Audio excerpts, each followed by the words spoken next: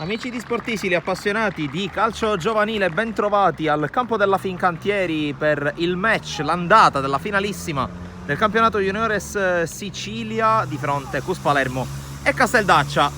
Andrea Castronovo prova ad arrivare, c'è Mazza che esce col tempo giusto dal fuorigioco, così come Undiemi ancora per Mazza, dialogo 3-2, Undiemi converge, la palla sul destro, Undiemi disorienta gli avversari, poi incrocia!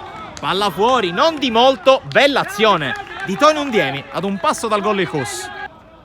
Calcio d'angolo battuto corto con Undiemi che tocca per guida, il cross di Mancina, di testa Macaluso a mettere fuori, poi prova ad uscire a Iello senza successo. Undiemi, la palla sul destro, blocca Carollo, anticipato da Macaluso, poi subentra guida, palla sul sinistro, la fa scivolare, poi tocco geniale per Undiemi che è in area, mette al centro, l'uscita di Carollo, Terrasi, Carollo e poi la palla allontanata, occasione enorme per il Cus. Terzo corner della partita per il Cus. La palla che spiove in aria, Carollo non benissimo, Terrasi di testa, salvataggio, palla che rimane lì e poi Carollo riesce a rimediare al suo stesso errore. La palla lunga di Mamone per Terrasi. Terrasi può giocarla soltanto in prima intenzione, arriva Mazza in anticipo, Carollo mette la mano distinto, poi ancora Mazza, palla fuori.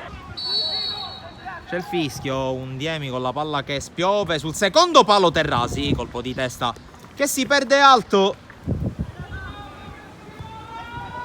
La battuta verso l'area di rigore, non riesce a toccare, poi conclusione, altro salvataggio sulla linea, poi Castronovo svirgola, la palla finisce fuori, ma che occasione ancora per il Cus. Fischia l'arbitro, Castronovo decide di allargare su Vinci in proiezione offensiva. San Filippo, primo pallone della sua partita e subito un dribbling sinistro di San Filippo, blocca senza problemi Carollo. Già battuto il calcio d'angolo, Aiello sul primo palo, questa volta San Filippo allontana però sui piedi di Damaro che va ancora alla battuta, la palla attraversa tutto lo specchio della porta, occasione per Damaro.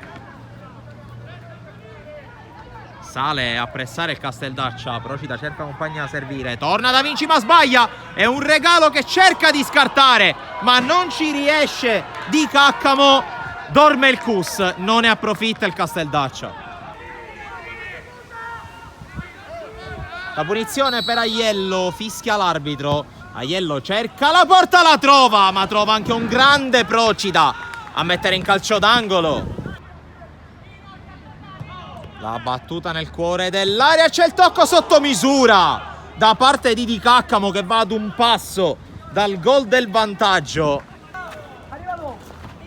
Viviano, Antinori, ma per l'arbitro basta così, finisce 0-0 questo primo atto della finale del campionato Juniores tra Cus Palermo e Casteldaccia, partita molto intensa.